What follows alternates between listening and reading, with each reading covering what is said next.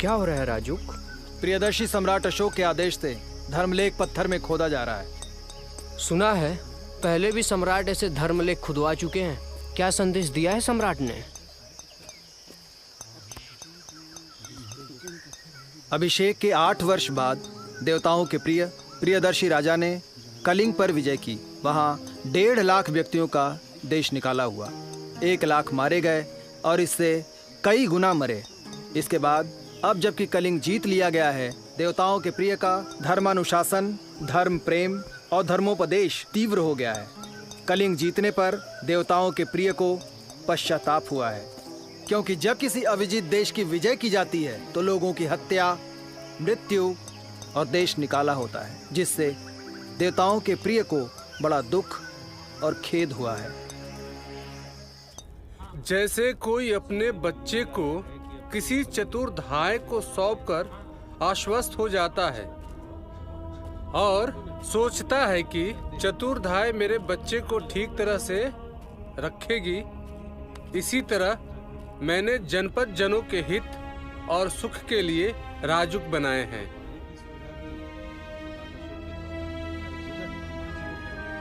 जिन्होंने पाषाण शिलाओं और स्तंभों में अपने धर्मलेख खुदवाकर प्रजा का सदैव प्रिय किया, ऐसे देवताओं के प्रिय, देवानाम प्रिय, सभी में सिर्फ अच्छा ही देखने वाले हमारे प्रियदर्शी धर्मराजा अशोक ने महानिर्वाण प्राप्त कर लिया।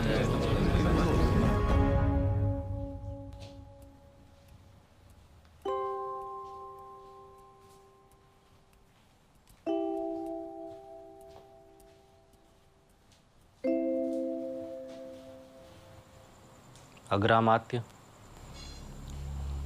सभी जा चुके हैं, अब क्या आ गया है? सम्राट के धर्म लेखों की प्रतिलिपि कोई ले आए। मैं उसे आखिरी बार सुनना चाहूंगा।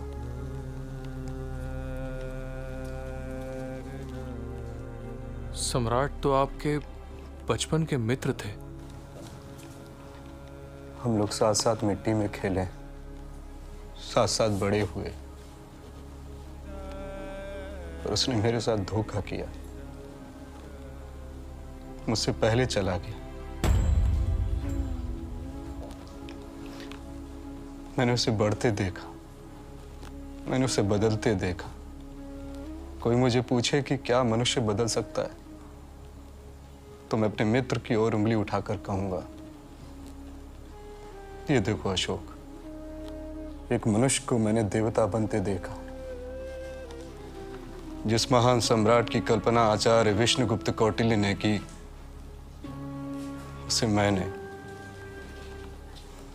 उसे भारत ने सम्राट अशोक में साकार होते देखा है। अग्रमात्य,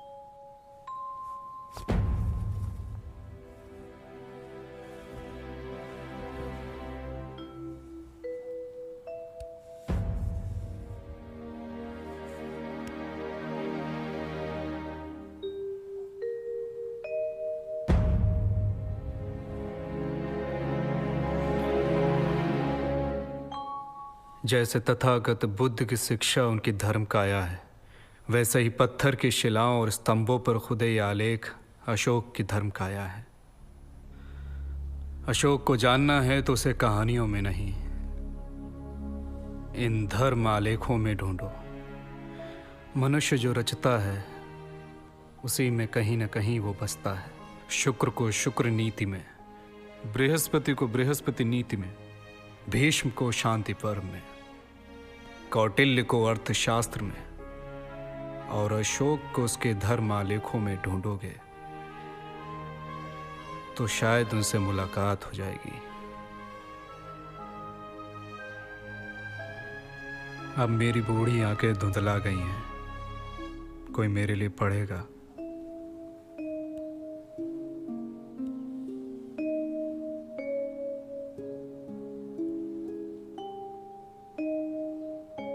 स्वर्णगिरी से आर्यपुत्र और महामात्रों की ओर से इसला के महामात्रों को आरोग्य की कामना करना और फिर कहना, परिव्राजिका वृत्ति कामा दरिद्रा विधवा प्रगलभा ब्राह्मण्य अंतःपुरे कृत सत्कारा महामात्र कुलानि अधिगच्छेत। महामात्र या महामात्य? कौटिल्य ने जहां महामात्र लिखा है उसे मैं कैसे बदलूं? दोनों का अर्थ एक ही है ना? हाँ आर्यपुत्र। आर्यपुत्र? यह आर्यपुत्र कौन है? तुम्हारे लिए मैं अशोक हूं राधे। जानता हूं, पर आदत बनी रहनी चाहिए ना। आप बैठे रहिए राधा गुप्त, अग्रमात्य अभी तक नहीं आए। चलो पीछे बैठो। बड़े भाई, आज मैं आगे ही बैठूंगा। जिसकी हिम्मत हो मुझे पीछे बिठाकर दिखा दे। युवराज सुसीम से तुम ऐसे कैसे बात कर सकते हो अशोक? सारे शिष्टाचार क्या मेरे लिए बने हैं? आर्यपुत्र, अगली बार ये गलती ना करना, नहीं तो हाथ ही नहीं रहेगा। प्रणाम अग्रमात्य। सभी मनुष्य मेरी प्रजा हैं। जिस तरह मैं चाहता हूं कि मेरे बच्चे इहलोक और परलोक में सभी तरह के हित और सुख प्राप्त करें, उसी तरह सभी मनुष्यों के बारे में मेरी इच्छा है। खेती के लिए उपयोगी भूमि लगान पर जिस भी किसान के नाम पर की गई हो, उसके मर जाने के बाद राजा को क्या करना चाहिए? ऐसे में राजा को अधिकार है कि वो उस भूमि को मृतक किसान के पुत्र या उत्तराधिकारी को दे या ना दे। लेकिन किसी ऊसर या बंजर जमीन को किसी किसान ने अपनी मेहनत से खेती के लायक बनाया हो तो राजा उसे कभी वापस ना ले। ऐसी जमीन पर किसानों को पूरा अधिकार होना चाहिए। खेती करने की शर्त पर जमीन ले पर उसमें खेती ना करे तो उससे उसका हर्जाना वसूल करना चाहिए। राजा को चाहिए कि वह अन्न, बीज, बैल, धन आदि देकर किसानों की सहायता करता रहे और किसानों को भी चाहिए कि वह फसल कट जाने पर सुविधानुसार धीरे धीरे उधार ली गई वस्तुओं को राजा को वापस कर दें। समझ में आया? हाँ। किसानों की स्वास्थ्य वृद्धि और बीमारी में इलाज के लिए राजा किसानों को सीमित धन देता रहे ताकि किसान अधिक से अधिक फसल उगाकर राजकोष को बढ़ाएं। लेकिन इस प्रकार की सहायता से यदि राजकोष को हानि पहुंचे तो राजा उसे बंद कर दे। ऐसा क्यों अशोक? क्योंकि राजकोष कम हो जाने पर राजा नगर और जनपद निवासियों को कर के लिए सताने लगता है। तो फिर राजा को क्या करना चाहिए? राजकोष की आय के अनुसार राजा स्वास्थ्य सुधार पर खर्च करता रहे। यदि जनपद निवासी उस खर्च को चुका दे तो राजा पिता के समान उन पर अनुग्रह करे। कौटिल्य के इस कथन का अर्थ क्या है अशोक? राजा को अपनी प्रजा से पिता के समान व्यवहार करना चाहिए। निवृत्त परिहारान पितेवानु गृह्णीयात्।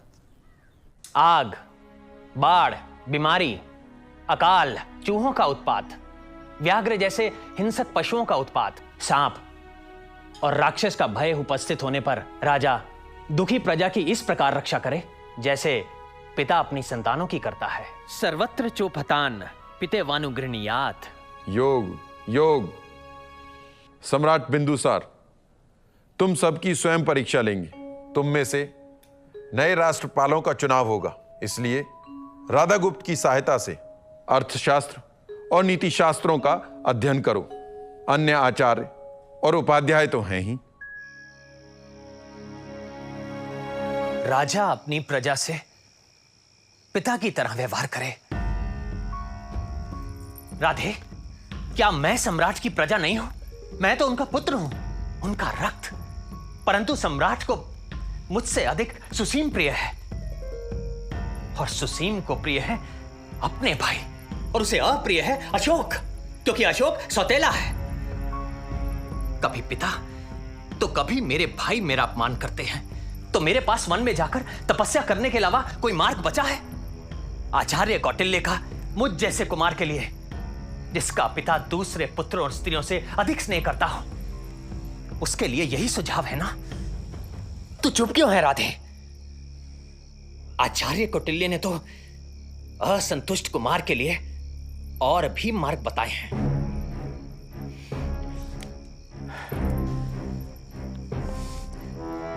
पिता से द्रोह तक। अपने मन से पिता से द्रोह करने के विचार के बीज को उखाड़ फेंक, और कभी पनपने भी ना देना अपने मन में सुसीम और अपने भाइयों से द्रोह का विचार। सुसीम युवराज है, पर सिंहासन अभी उसके लिए दूर है। अपनी योग्यता साबित कर और मांग सिंहासन पिता से, पाटलिपुत्र से।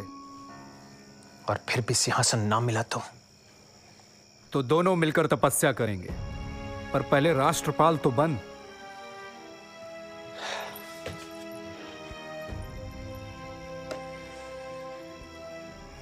प्रत्येक जनपद में कितने घर होने चाहिए? कम से कम 100 और अधिक से अधिक 500। 2 गांवों के बीच कितनी दूरी होनी चाहिए?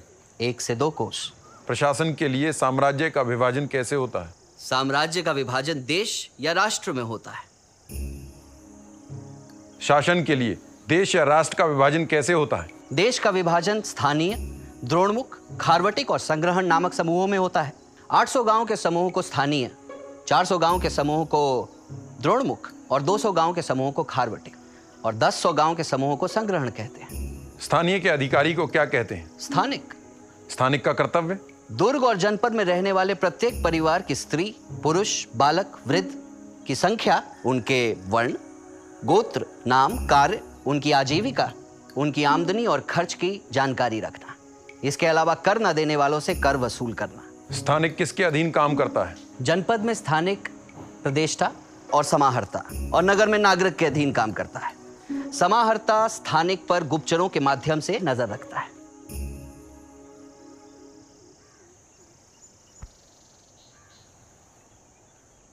ग्राम प्रशासन किसके द्वारा होता है? गांव का प्रशासन स्थानिक, गोप और ग्रामिक के द्वारा होता है। गोप किसे कहते हैं? 5-5 या 10-10 गांव का अधिकारी गोप होता है। गोप क्या काम करता है? गांव की सीमा, खेतों का ब्यौरा, खेती के लायक और बंजर जमीन का ब्यौरा, बाग बगीचों के योग्य जमीन, फल, ईख, वन के योग्य जमीन, आबादी बसाने के योग्य भूमि, चैत्य, शमशान, अन्न क्षेत्र, प्याऊ, तीर्थ स्थान, चरागाह, रथ और पैदल मार्ग के योग्य जमीन का ब्यौरा बही में दर्ज करना। खेतों की लंबाई, चौड़ाई, खेतों से जाने के रास्ते, उनका नाप, किस व्यक्ति ने किस व्यक्ति को कौन सा खेत फसल उगाने के लिए दिया है, खेतों की बिक्री का ब्यौरा लिखना, किसानों को दिया हुआ ऋण, कर में की गई छूट आदि बही में दर्ज करना। इसके अलावा गांव में कितने घर हैं, जमीन की किश्त और मकानों का किराया देने वाले हैं या नहीं। इसके अतिरिक्त वर्ण के अनुसार गांव की जनसंख्या, गांव के किसान, ग्वाले, व्यापारी, मजदूर, कारीगर, दासों की संख्या, सारे पशुओं की संख्या, किससे कितना दंड, कितना सोना, कितना कर राजा को प्राप्त हुआ, सबका हिसाब बही में दर्ज होना चाहिए। गांव के सारे स्त्री, पुरुष, बालक और वृद्ध की संख्या, उनका वर्ण, गोत्र, नाम, उनकी आजीविका, उनका चरित्र, आमदनी और खर्च की जानकारी रखना, और कर ना देने वालों से कर वसूल करना भी गोप का काम है। गोप और स्थानिक किसके प्रति जवाबदेह हैं? गोप और स्थानिक प्रदेष्टा के प्रति जवाबदेह हैं। ग्रामिक और गांव या गांव के मुखिया को अर्थशास्त्र में क्या कहा गया है? ग्रामकूट या ग्रामाध्यक्ष। गांव में मकान बेचने के संबंध में क्या नियम है? मकान बेचने वाले मकान मालिक को चाहिए कि वो सबसे पहले अपने कुटुंबी, उसके बाद गांव की मुखिया और अंत में धनाढ्य से पूछे। मकान की कीमत कैसे तय की जाए? गांव के मुखिया गांव के बड़े बूढ़े, दूसरे गांव के मुखिया, 40 परिवार के पुरुषों के सामने ही मकान की कीमत कही जाए। गांव के मुखिया और ग्राम वृद्धों के सामने खेत, बाग, बांध, तालाब, हौज आदि के आधार पर मकान की कीमत तय की जाए और 3 बार बोली लगाई जाए।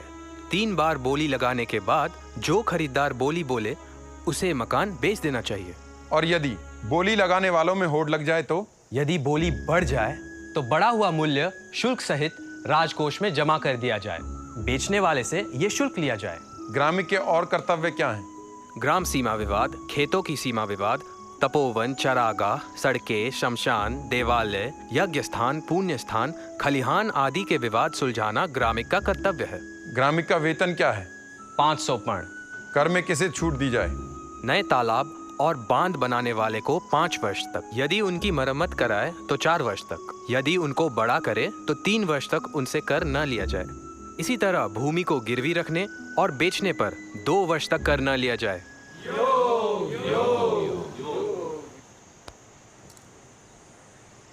नगर की व्यवस्था का जिम्मेदार कौन है?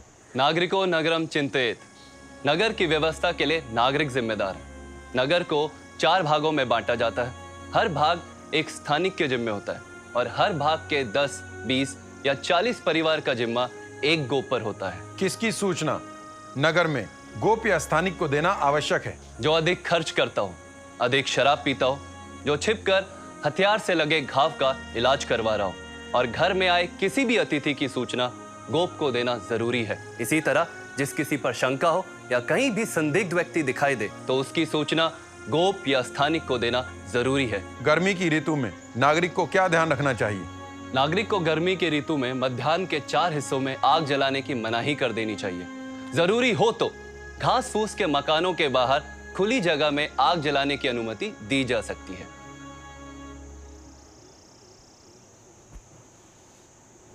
भूमि की सिंचाई के लिए राजा को क्या करना चाहिए? भूमि की सिंचाई के लिए राजा को नदियों पर बांध और वर्षा का जल एकत्र करने के लिए तालाब बनवाने चाहिए। यदि प्रजा ये काम कराना चाहे तो राजा प्रजा को तालाबों के लिए भूमि, नहरों के लिए रास्ता और अन्य जरूरी सामान आदि देकर उनकी मदद करे। पुण्य स्थान और बाग बगीचों के लिए भी राजा प्रजा को भूमि दान दे। गांव में जरूरी होने पर सार्वजनिक और सहकारी काम में जो शामिल ना हो सके वे अपनी जगह नौकर और बैल आदि भेजकर मदद करें। यदि वे ऐसा नहीं कर सके तो उसी अनुपात में उनके हिस्से का सारा खर्च लिया जाए और काम खत्म हो जाने पर ना तो उन्हें सार्वजनिक काम का साझीदार समझा जाए और ना ही उन्हें उसका लाभ उठाने दिया जाए। मैं मंत्रियों से सलाह कर अपना निर्णय बाद में दूंगा। क्षमा सम्राट, पर मेरी परीक्षा अभी बाकी है। पढ़ाई के लिए तुम्हें समय मिल जाता है कुमार? इसका उत्तर तो प्रश्न ही दे सकते हैं सम्राट। अग्रमात, अशोक से प्रश्न कीजिए। अशोक, तुम प्रश्नों के लिए किसी भी विषय का चुनाव कर सकते हो। अग्रमाते खल्लाटक, क्या जीवन में हमेशा प्रश्न उत्तर का चुनाव करने देंगे? राजा को सबसे पहले किस पर ध्यान देना चाहिए? राजकोष पर। क्यों? क्योंकि राज्य के सारे कार्य राजकोष पर निर्भर करते हैं। कोष बढ़ाने के उपाय? राष्ट्र की संपत्ति को बढ़ाना, राष्ट्र के चरित्र पर ध्यान रखना, चोरों पर निगरानी, राज्य के अधिकारियों को रिश्वत लेने से रोकना, खेती को बढ़ावा देना, व्यापार लायक हर वस्तु को बढ़ाना, सही कर वसूल करना, स्वर्ण आदि भेंट को स्वीकार करना, ये सब कोष वृद्धि के उपाय हैं। राज्य अधिकारी या विभागों के अध्यक्ष कैसे राज्य के धन का गबन कर सकते हैं? राज्य सेवक या राष्ट्र सेवक 40 तरीकों से राज्य के धन का गबन कर सकते हैं। आचार्य विष्णुगुप्त कौटिल्य ने अर्थशास्त्र में ये 40 तरीके बताए हैं। पहला तरीका, यदि कोई निष्पक्ष व्यक्ति या राज्य का हित चाहने वाला राजा को गबन की सूचना दे तो राजा को क्या करना चाहिए? गबन साबित हो जाने पर गबन किए हुए धन का 6ठा हिस्सा सूचना देने वाले को देना चाहिए।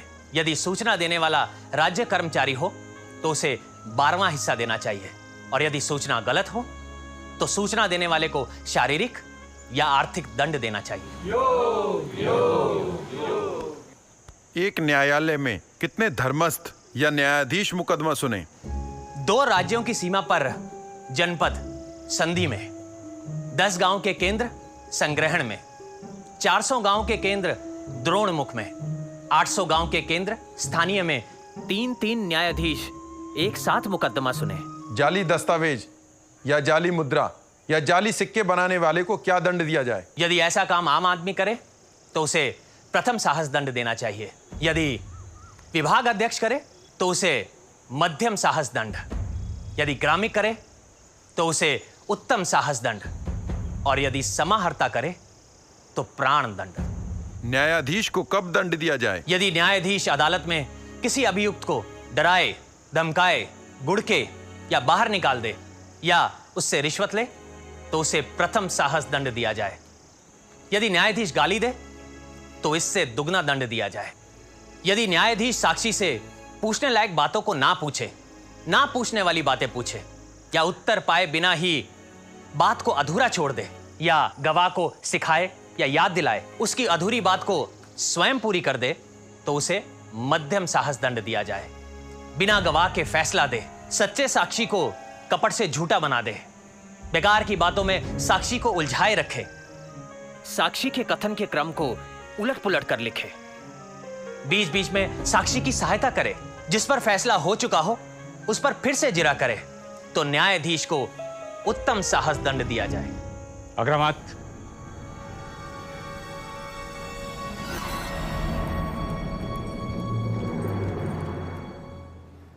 क्या हुआ?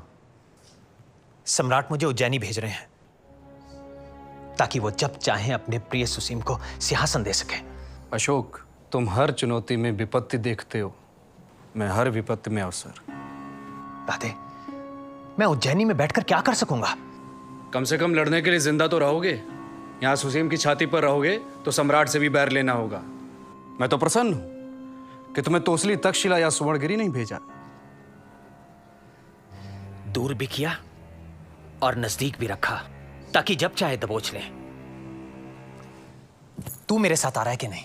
उज्जैनी में तेरे महामात्र होंगे, निर्णय तो सम्राट करेंगे, पर मेरे यहां रहने में तेरा हित है। तुझ जैसे मित्र को देने के लिए मेरे पास कुछ नहीं है राधे। मेरे पास है।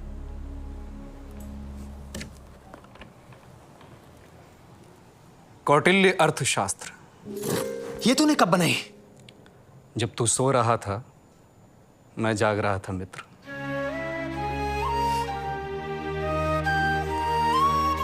यह लेख इसलिए लिखा गया है कि नगर व्यावहारिक सदा इस बात का प्रयत्न करें कि नागरिकों का अकारण बंधन या अकारण दंड ना हो, और इसलिए मैं हर 5 साल पर एक महामात्र जो नर्म, क्रोध रहित और दयालु होगा उसे यह देखने के लिए भेजूंगा कि मेरे नगर व्यावहारिक मेरे आदेशों के अनुकूल आचरण कर रहे हैं कि नहीं। उज्जैनी से भी कुमार इसी कार्य के लिए इसी प्रकार के कर्मचारियों को भेजा करेंगे और 3 साल से अधिक का अंतर नहीं होने देंगे। भाइयों, तुम सब के लिए एक बड़ी खबर है। हमारे भाई अशोक वर्धन ने उज्जैनी में विवाह कर लिया है। किससे? विदिशा के किसी साहूकार की बेटी है, नाम देवी विदिशा है, शाक्य है, बुद्ध की अनुयायी है। तब तो देवी अशोक को बुद्ध की शरण में ले जाकर रहेंगी। अच्छा है, देवी मिल गई, अब कुछ ना मिला तो कम से कम धर्म तो मिल ही जाएगा। क्यों अमात्य राधागुप्त? युवराज, जो धर्म को पा लेता है वो अर्थ, काम और मोक्ष को भी पा लेता है। ये मैं नहीं, वेद व्यास कहते हैं। मैं उसके हाथ में भीख का कटोरा देखना चाहता हूं और देकर रहूंगा एक दिन।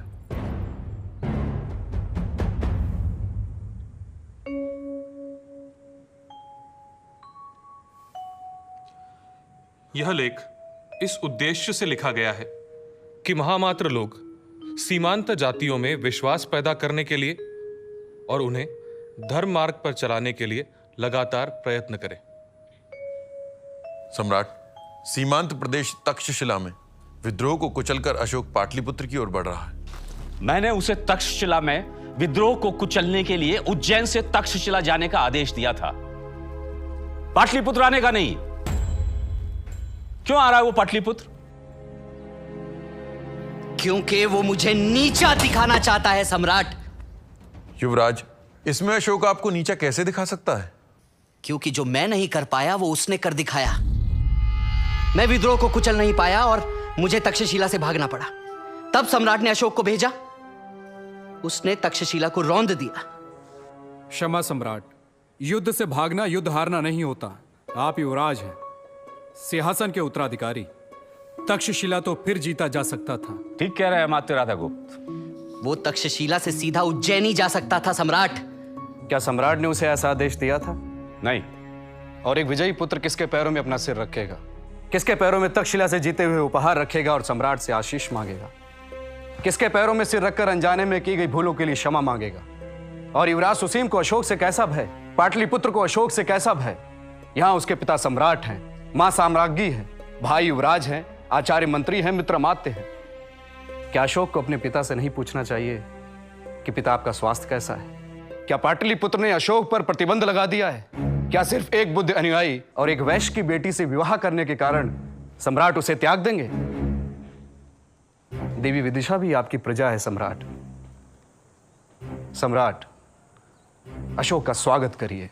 अशोक की विजय आपकी विजय है, मौर्य साम्राज्य की विजय है। सुसीम, ठीक कह रहे हैं अमात्य राधागुप्त। अशोक का पाटलिपुत्र में स्वागत करो।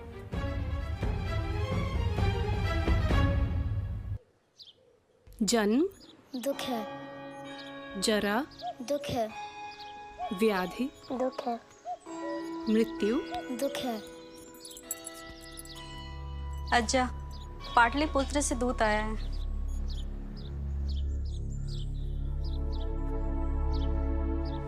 राष्ट्रपाल ने पाटलिपुत्र पर अधिकार कर लिया? हाँ अज्जा।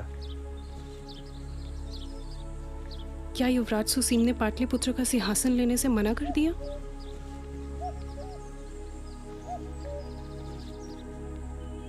युवराज कहाँ हैं?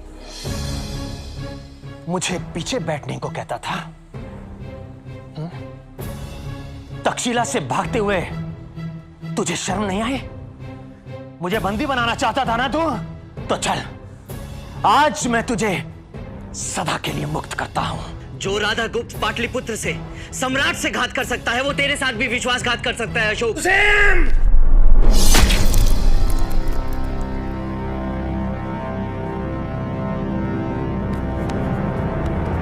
विश्वास कमाना पड़ता है सुसीम, विश्वास कमाना पड़ता है। युवराज सुसीम नहीं रहे, कुमार के और भाई? वे भी नहीं रहे।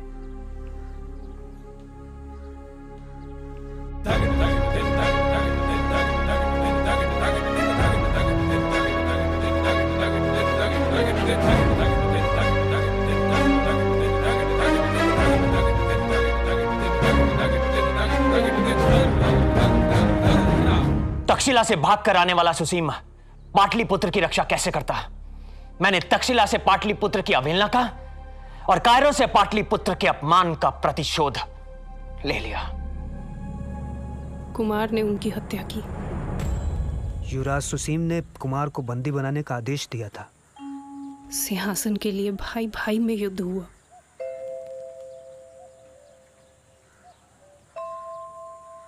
महाराज, वे इस गृह युद्ध का आघात ना सह सके और चल बसे।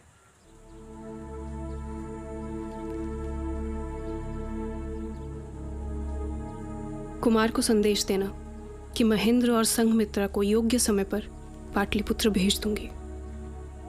और आप?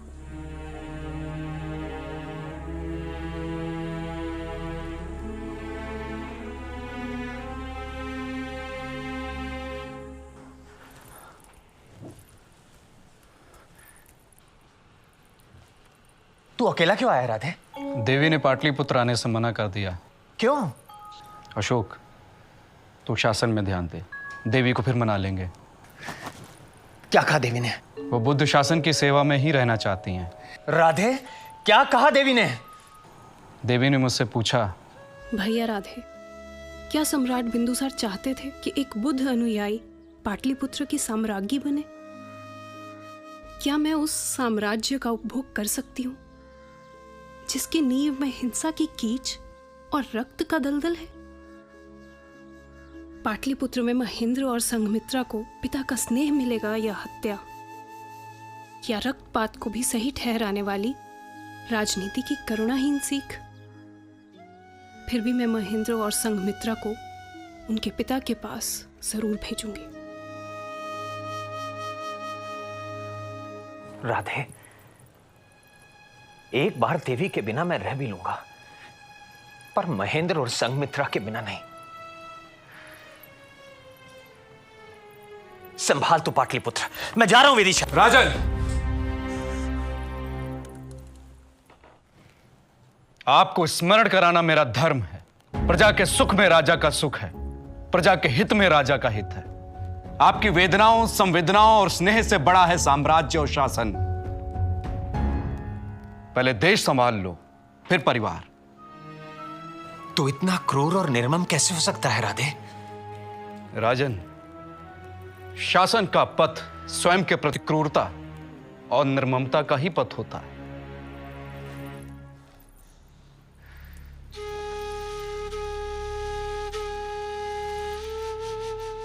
सभी अध्यक्षों को मिलने का आदेश भेज रहा थे। राजन, जो अपने खर्च और हाथों से बनाए गए तालाब से सिंचाई करते हैं, उसे शासन पैदावार का 5वां हिस्सा कर के रूप में लेता है। और जो अपने कंधों पर जल लाकर सिंचाई करता है, उससे 4था हिस्सा राजन। और जो शासन द्वारा बनाई गई नहरों से नालियां बनाकर सिंचाई करता है, उससे फसल का 3रा हिस्सा राजन। पर जो अपनी मेहनत और कमाई से नदी, झील या कुओं पर रहट लगाकर खेत की सिंचाई करता है, उससे राजन, उससे शासन फसल का 4था हिस्सा कर के रूप में लेता है। आज तक कोई शराबी नगर अध्यक्ष के हवाले किया है? कई राजन। जो व्यक्ति अपनी धरोहर, सोना चांदी आदि वस्तुओं को गिरवी रखकर शराब पीता है, तो उसे नगर अध्यक्ष के हवाले कर दिया जाता है।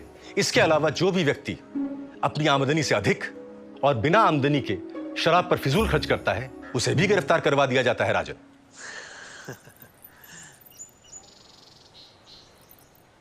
नगर में घटिया शराब क्यों बेची जा रही है? ऐसे खरीदार जो कम कीमत पर, उधार पर या ब्याज पर सुरा मांगते हैं, उन्हें घटिया शराब बेचने के ही शासन के आदेश है। राजन, आचार्य कौटिल्य ने कभी पीने पर भी छूट दी है? दी है राजन। उत्सव, मित्र बंधुओं के समाज और तीर्थ यात्रा के अवसर पर 4 दिन तक छूट है, पर सुराध्यक्ष की आज्ञा लेकर। यानी आज्ञा नहीं ली तो दंड? हाँ राजन, बिना आज्ञा के उत्सवों पर मूल्य का 5%। इस शुल्क के अतिरिक्त रोजाने की बिक्री और नाप तौल की सही जानकारी लेकर उसका 16वां हिस्सा कर और नकद आमदनी का 20वां हिस्सा कर के रूप में शासन लेता है। पर हर हाल में उनसे अच्छा व्यवहार रखने का शासन का आदेश है। किससे? शराबी से या शराब बेचने वाले से? कर देने वाले से। राजन, क्या गणिकाएं अपनी आमदनी और अपने साथ रहने वाले पुरुषों की खबर शासन को बराबर देती हैं? हाँ राजन। बाहर से आई नट मंडली हर खेल पर शासन को कर देती है? 5 पर्ण हर खेल के हिसाब से देती है राजन। रूप से जीविका कमाने वाली गणिकाओं से शासन कितना कर लेता है? उनकी महीने की आमदनी से 2 दिन की आमदनी। राजन, अस्तु। अमात्य, आचार्य कौटिल्य की सूची में ऐसा कोई नाम है जिससे वो कर नहीं लेते? आचार्य कौटिल्य आय के हर स्रोत पर कर की अभिलाषा करते हैं, और जहां कर नहीं लेना चाहिए वहां कर नहीं लेने का निर्देश भी करते हैं। मछुआरों से उनकी आमदनी का 6ठा हिस्सा शासन कर के रूप में लेता है। राजन, बंदरगाहों पर मूल्य का 5वां या 6ठा हिस्सा कर के रूप में लिया जाता है, परंतु सामान में अगर पानी लग जाए या सामान का नुकसान हो जाए तो कर आधा कर दिया जाता है या माफ कर दिया जाता है। ऐसा कोई है जिससे नदी पार करने का शुल्क नहीं लिया जाता? ब्राह्मण, सन्यासी, बीमार, बालक, राजदूत, हरकारा और गर्भवती स्त्री से शुल्क नहीं लिया जाता है। राजन, राधा गुप्त, क्यों ना प्रजा की भलाई के लिए राजा के आदेश देश में चारों ओर मार्गों पर और अन्य सार्वजनिक जगहों पर लिखे जाएं? आचार्य कौटिल्य ने शासनाधिकार में से सर्वत्र कहा है राजन। सम्राट चंद्रगुप्त और सम्राट बिंदुसार के कई लेख पत्र लकड़ी के स्तंभों पर लिखे गए हैं। 4 साल से पाटलिपुत्र कुमार अशोक के राज्याभिषेक की प्रतीक्षा कर रहा है और 4 साल से कुमार अशोक आपकी प्रतीक्षा कर रहे हैं। कब लेने आए कुमार आपको? राधे भैया, मैं गौतम बुद्ध के कुल में पैदा हुई हूं। जानती हूं अभिलाषा दुख का कारण है,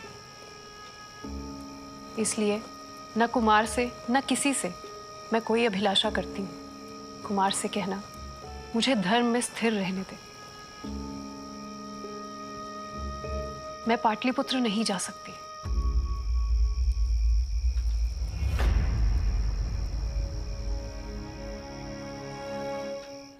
मन हल्का हो गया हो तो सभा में चलें सम्राट।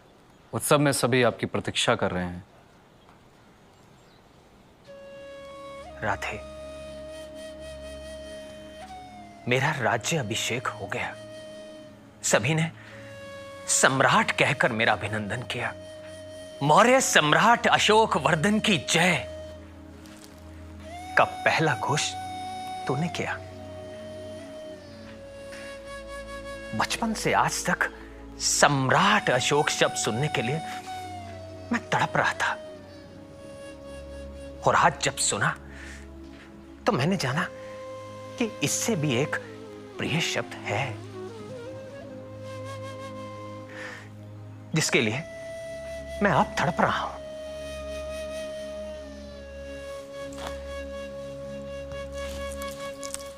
जानता है वो शब्द क्या है? मेरी बेटी संघमित्रा के मुंह से स्नेह से भीगा शब्द पिता। महेंद्र के मुंह से तात। देवी के होठों से कुमार।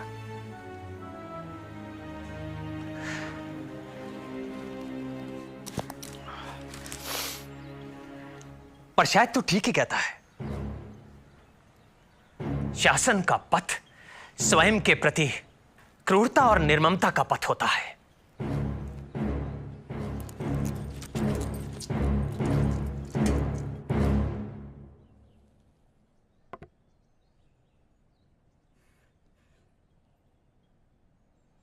देवताओं के प्रिय प्रियदर्शी राजा के राज्य में सभी जगह और जो सीमावर्ती राज्य है जैसे चोल, पांड्य, सत्यपुत्र, केरलपुत्र, ताम्रपर्णी तक और यवनराज अंतियोक और जो अंतियोक के भी पड़ोसी राजा है, उन सब के राज्यों तक देवताओं के प्रिय प्रियदर्शी राजा ने 2 प्रकार की चिकित्सा का प्रबंध किया है।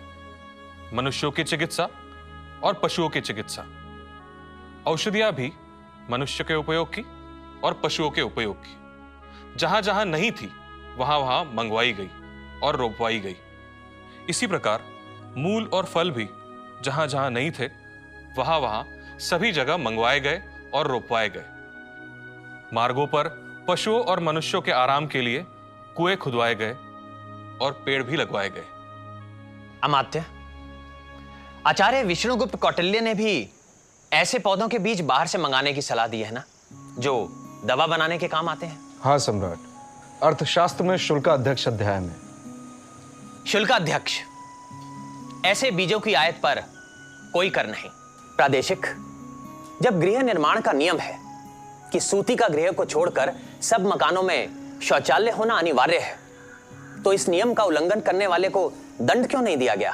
क्या ग्रामिक इस नियम से अनभिज्ञ हैं? मैं क्षमा चाहता हूं सम्राट। यहां पर स्थानिक और गोप कौन है? सम्राट। क्या आपके स्थानीय में हर घर में नालियों का प्रबंध है? हाँ सम्राट, 3 पद गहरी नालियां दीवार के साथ साथ या दीवार से अलग बनाई जाती है। किसी भी मकान मालिक के गड्ढा खोदने, शौचालय या पानी के निकलने के ठीक प्रबंध ना होने से पड़ोसियों को होने वाले कष्ट पर तुरंत कार्रवाई की जाए और दोषी गृह स्वामी को पूर्व साहस दंड दिया जाए।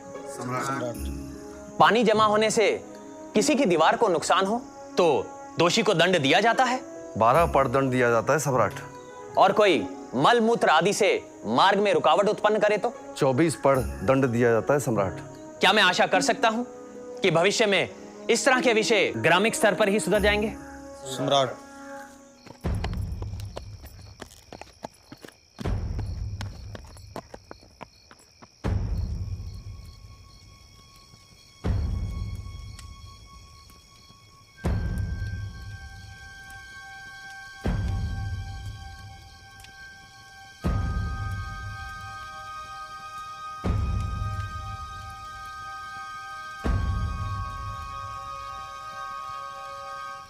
आपके विश्राम का समय हो गया है सम्राट। राधे, पहले सुसीम का बेटा निग्रोध, फिर मेरा छोटा भाई, फिर संगमित्रा का पति और मेरा जमाता अग्नि ब्रह्म भिक्षु बना, और अब महेंद्र और संगमित्रा भी प्रवज्ञा ले रहे हैं। महेंद्र को पाटलिपुत्र का साम्राज्य नहीं चाहिए, वो तो धम्म सेना का सैनिक बनना चाहता है। सम्राट अशोक का बेटा और बेटी महेंद्र और संगमित्रा घर घर जाकर भिक्षा मांगेंगे। ऐसा क्या है इस धम्म में जिसके लिए देवी ने, महेंद्र ने, संगमित्रा ने, अग्नि ब्रह्म ने, तिष्य ने संसार के सारे सुखों को ठोकर मार दी? बुद्ध उसे निर्वाण कहते हैं सम्राट, और वेद उसे मोक्ष। मोक्ष? निर्वाण?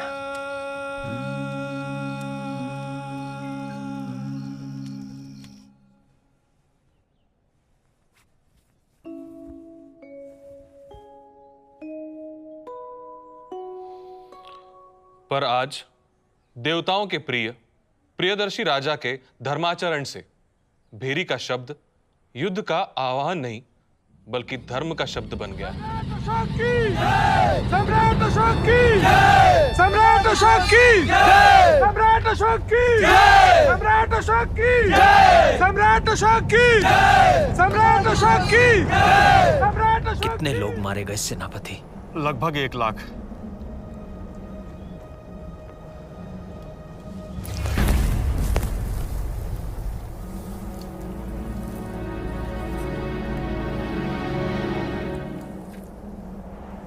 और कितने घायल? गणना हो रही है सम्राट, संख्या 1 लाख से बड़ी होगी।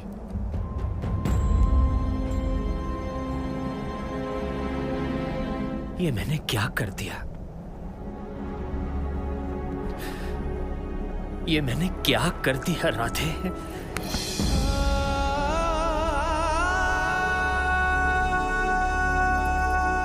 राधे, महेंद्र ने धर्म का मार्ग चुनकर सही किया, वरना आज वो भी मेरे पापों का भागी होता।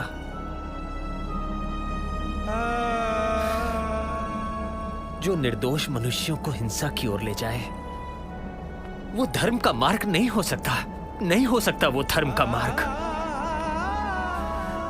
खून बहाकर हिंसा से पाई विजय जीत नहीं, वास्तव में हार है। मैं हार गया। मैं हार गया देवी, मैं हार गया। मुझे रास्ता दिखाओ। महेंद्र, संगमित्रा, मुझे रास्ता दिखाओ। मुझे रास्ता दिखाओ। मुझे रास्ता दिखाओ। मुझे रास्ता दिखाओ।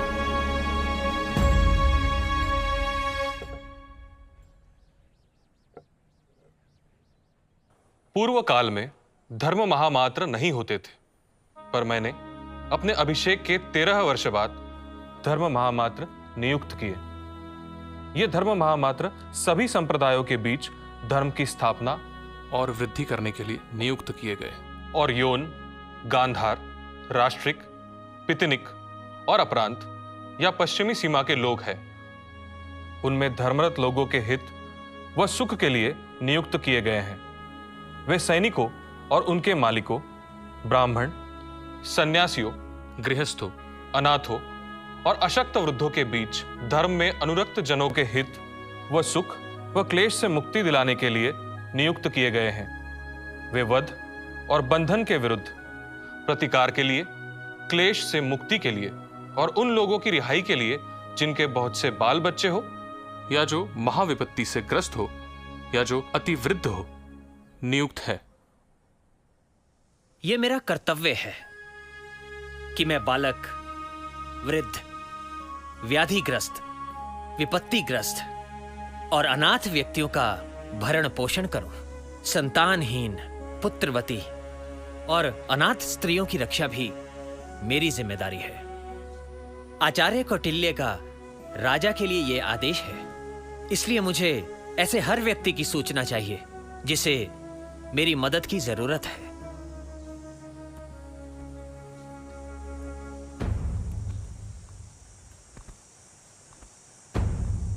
यदि कोई समर्थ होने पर भी अपने बच्चों, स्त्रियों, माता पिता, नाबालिग भाई बहन, अविवाहित या विधवा बहन का भरण पोषण नहीं करता तो उसे 12 पणों का दंड दिया जाए।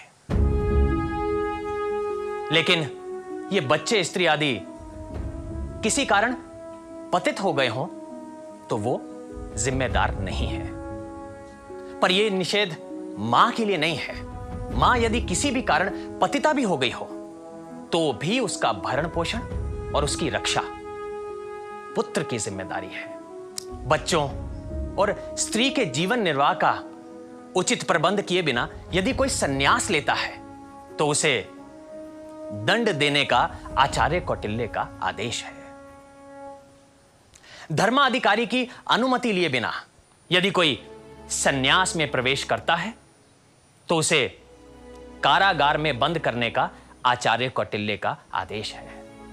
बंधनगाराध्यक्ष किसी को भी बिना कारण बताए कारागार में ना रखा जाए। धर्मस्थ की आज्ञा के बिना किसी भी कैदी को अनुचित यातना देने, खाना पीना ना देने, परिक्लेश देने या उसका वध करने पर कारागार के अधिकारी को उचित दंड दिया जाए।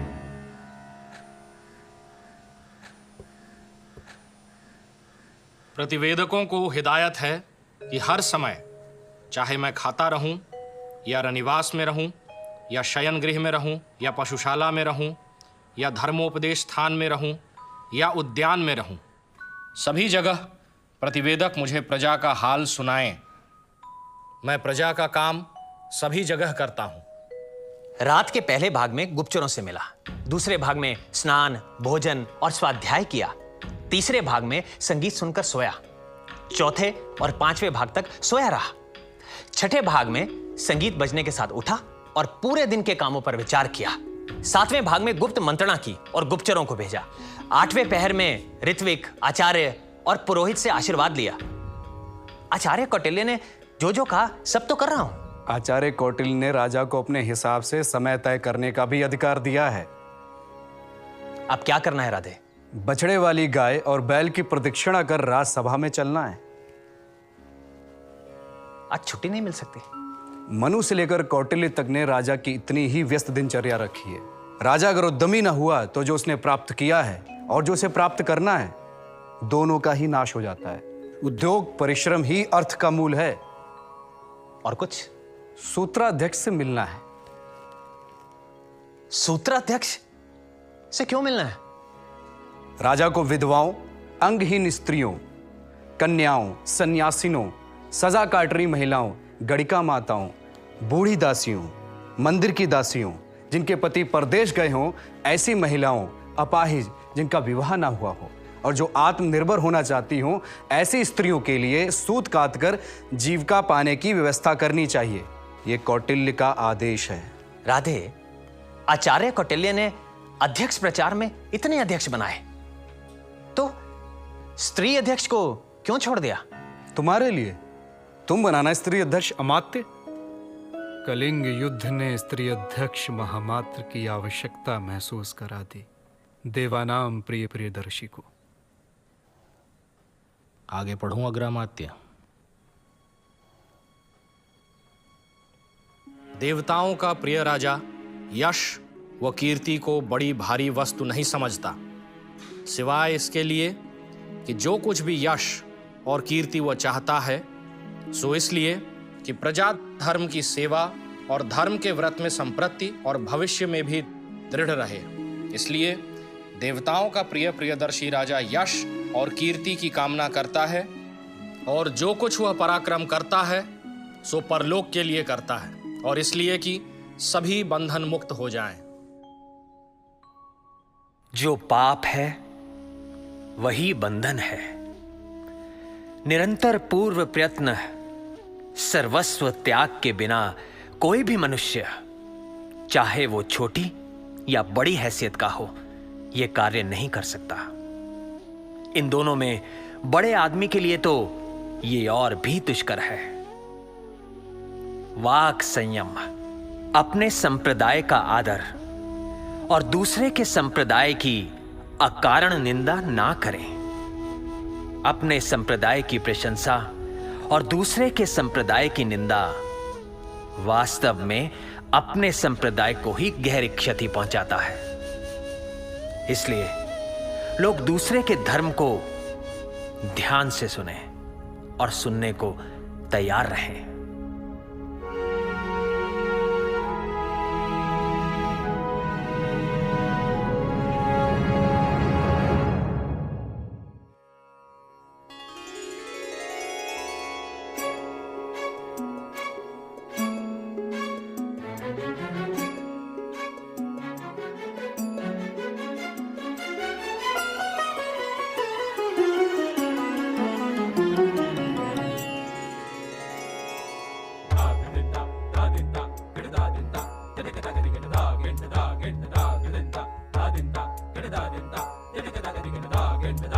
Sa sa